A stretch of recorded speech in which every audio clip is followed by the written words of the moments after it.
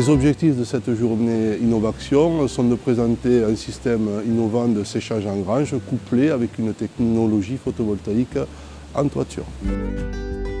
Cette installation est particulièrement innovante et nous allons voir pourquoi et voir également les avantages que ça présente sur un plan économique, sur l'optimisation des bâtiments, sur l'organisation du travail et enfin sur la qualité des fourrages.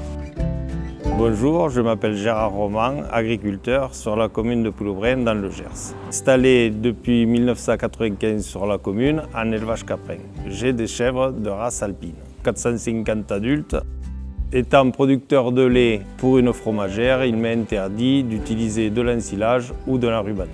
On est parti en 2017 avec le séchage en grange. Le séchage en grange est une technique d'intensification fourragère. On récolte des fourrages relativement jeunes. L'objectif, après un préfanage de 24 à 48 voire 72 heures, de rentrer un fourrage à 60% de matière sèche environ pour finir le processus de séchage à l'intérieur d'une grange, à l'abri de la lumière mais aussi à l'abri des intempéries, avec de puissants ventilateurs qui vont permettre de traverser le fourrage et enlever les quantités d'eau résiduelles.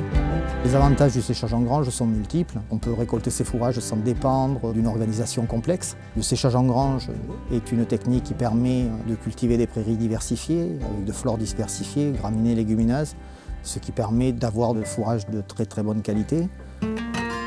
L'idée de départ, c'était de faire une centrale en autoconsommation pour baisser le coût électrique sur l'exploitation. Et après avoir discuté avec Johan Marty de la Chambre d'agriculture, ils m'ont conseillé de faire un projet plus important. Et moi, j'ai voulu absolument profiter de l'occasion pour améliorer le récupérateur de chaleur sur le bâtiment de séchage.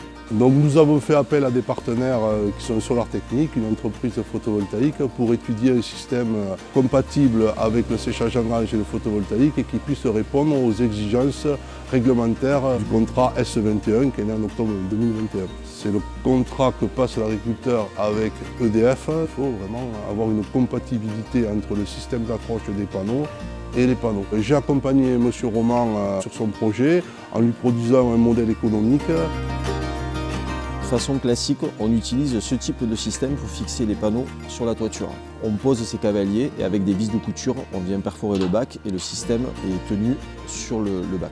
Le panneau utilisé dans le cadre des installations de séchage en grange est un panneau dit bivert. C'est un panneau qui a une couche de verre en partie supérieure et une couche de verre en partie inférieure. Là, l'innovation réside dans le fait que l'on a créé une lame d'air entre le bac acier et les panneaux. On a sur la face latérale une aspiration avec une grille antivolatile. L'air pénètre dans le système, circule entre le dessous du panneau et le bac acier. Le rayon de soleil va venir traverser ces deux couches de verre et va venir réchauffer l'air encapsulé entre le bac acier et le panneau.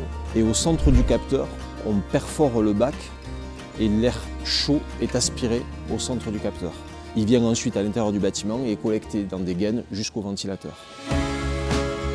Le délai moyen d'accompagnement d'un projet photovoltaïque est de 18 mois. Sur ce projet-là, on était à 2 ans. Il y a une vraie spécificité de mise en œuvre du système d'intégration sur la toiture. L'installation de la toiture a été finie au courant avril 2025.